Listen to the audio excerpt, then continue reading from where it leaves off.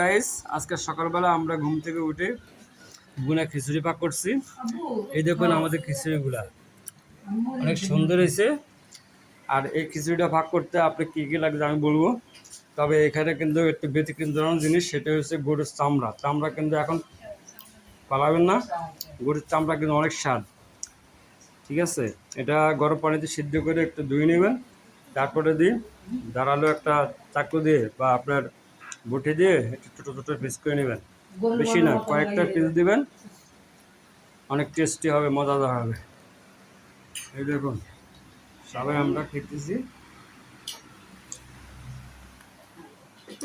আর এই বুনা খিচুড়িটা না এমন খাওয়া হয়েছে, খেতে খেতে আমাদের পাতিলে সবগুলো শেষ হয়ে গেছে।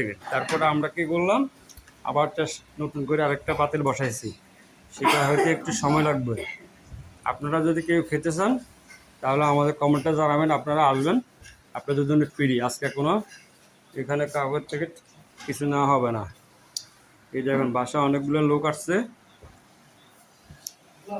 সরি, আমি লোকগুলার মুখ দেখাতে পারতেছি না, সেই জন্য আমি দুঃখিত। কারণ এটা তো বুঝতে পারছেন কেন দেখাচ্ছি না। এখানে আরো কিছু আছে, আমি সামনে দেখাবো, আমার সাথে থাকুন।